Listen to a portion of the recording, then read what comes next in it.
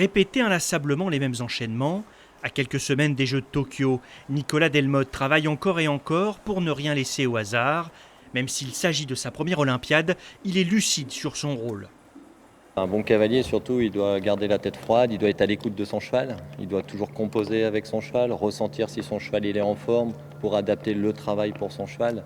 Passer les obstacles, comme il faudra le faire à Tokyo.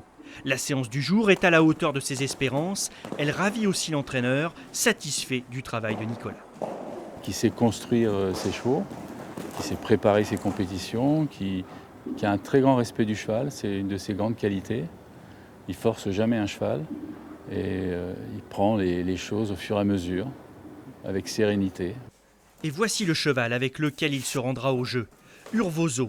Ils travaillent ensemble depuis 5 ans, l'entente est parfaite. Par rapport aux efforts qu'on leur demande, c'est sûr qu'on va dire que le cheval fait quand même 80%. Nous, on apporte le reste, mais le cheval fait vraiment 80% du boulot. Mais aujourd'hui, ce que j'adore chez les chevaux, c'est qu'ils nous déçoivent jamais.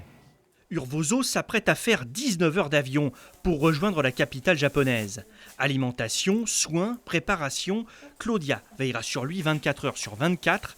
Elle aussi a appris à le connaître. C'est un cheval qui est très gentil mais qui peut être très sensible et il ne va pas spécialement le montrer mais on peut le ressentir. Quand on le connaît, on se dit « Ah là, il y a un truc qui te gêne » ou c'est une question de vivre ensemble. Grand départ pour Tokyo le 26 juillet, une dizaine de jours avant l'épreuve de saut d'obstacles par équipe.